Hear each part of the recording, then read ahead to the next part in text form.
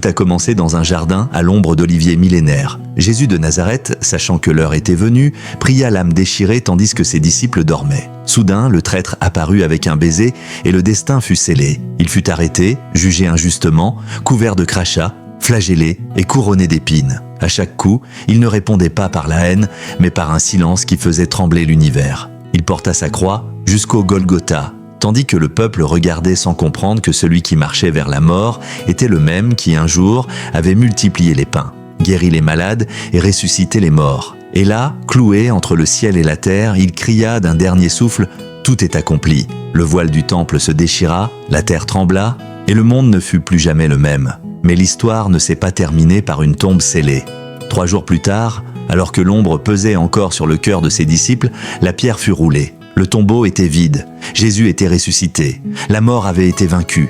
Il apparut à ses disciples, mangea avec eux, leur montra les blessures qui parlaient d'un amour éternel. Ce n'était pas un fantôme, c'était le roi ressuscité, victorieux, éternel. Et avant de monter au ciel, il laissa une promesse qui alluma une révolution irrésistible. « Je suis avec vous tous les jours, jusqu'à la fin du monde ».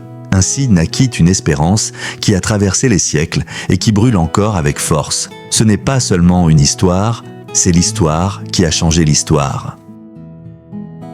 Et si cette histoire vous a plu, n'oubliez pas de liker et de vous abonner pour d'autres récits épiques comme celui-ci. À la prochaine aventure.